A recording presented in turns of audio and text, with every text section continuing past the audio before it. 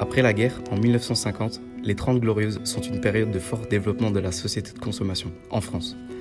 On s'intéresse à ce sujet pour expliquer les conséquences liées à la société de consommation et ses impacts négatifs sur l'environnement maintenant. Selon France Info, chaque année en France, l'équivalent de 2,8 milliards de repas sont jetés alors qu'ils auraient pu être consommés. Une étude réalisée en 2011 pour le ministère de l'Agriculture, les cantines des collèges et des lycées enregistrant les plus gros volumes de pertes alimentaires, entre 179 et 200 grammes par personne et par repas, viennent ensuite les écoles primaires où les pertes représentent entre 110 et 130 grammes par personne et par repas. Pourquoi c'est important de lutter contre le gaspillage alimentaire? Parce qu'il est considérable. Considérable. C'est à peu près un tiers, donc plus de 30% de ce que l'on produit et qui est destiné à être mangé, à nous nourrir, qui en réalité termine aux ordures, n'est pas mangé. Donc un tiers, c'est un gaspillage effroyable.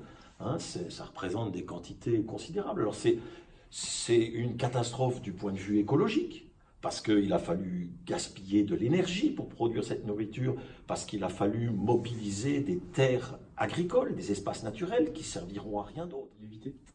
Pour l'éviter, déjà, il faut en avoir conscience. Il faut en avoir conscience. Je crois que pendant longtemps, par exemple, pour l'énergie, pour le chauffage, pour l'énergie, pour les véhicules, les voitures, on ne faisait pas gaffe. On avait des voitures qui consommaient beaucoup, on avait des maisons mal isolées. Maintenant, on a appris.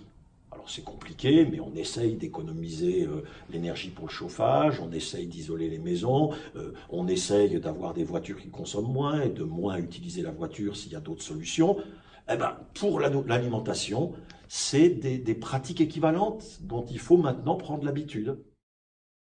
Selon la FAO, la nourriture produite non consommée engloutit chaque année 250 km3 d'eau, soit le début annuel du fleuve Volga en Russie ou 3 fois le lac de Genève.